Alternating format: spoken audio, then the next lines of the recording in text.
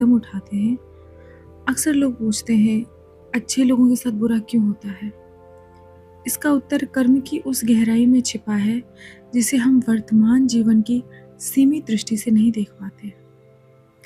संचित प्रारब्ध और क्रियामान कर्म। हमारे शास्त्र कर्मों को 3 श्रेणियों में बांटते हैं। संचित कर्म हमारे पिछले अनगिनत जन्मों के कार्यों का वह बैंक जो अभी परिपक्व नहीं हुआ है।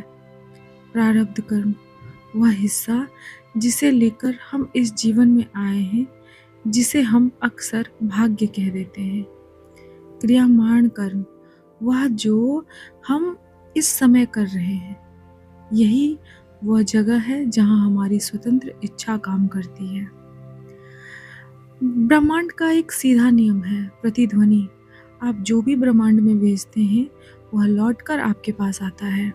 अगर आप क्रोध भेजेंगे तो शांति की उम्मीद व्यर्थ है। चेतना वह प्रकाश है जिसके कारण हम जीवित महसूस करते हैं, लेकिन हम अपनी चेतना के केवल एक छोटे से हिस्से का उपयोग कर रहे हैं। हमारा मन 3 अवस्थाओं में घूमता रहता है। जागते हुए हम दुनिया से जुड़ते हैं, सपनों में हम अपनी कल्पनाओं और दबी हुई इच्छाओं से मिलते हैं, और गहरी नींद में हम ब्रह्मांडीय ऊर्जा के करीब होते हैं। लेकिन एक चौथी अवस्था भी है, तुरीय। यही वह अवस्था है जहां एक योगी या एक जागरूक व्यक्ति स्थित रहता है।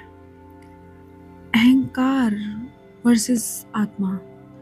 अहंकार वह आवरण है जो हमें दूसरों से अलग महसूस कराता है। मैं यही हूँ, मेरी यह उपलब्धि है। जबकि आत्मा वह तत्व है जो सभी में समान है।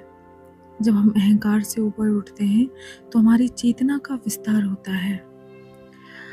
आज के जो मॉडर्न स्ट्रगल्स हैं, हम उसके बारे में जानेंगे। आज के समय में इंसान के पास सुख सुविधाएं तो बहुत हैं, लेकिन सुकून की कमी है। क्यों? सूचनाओं का बोझ।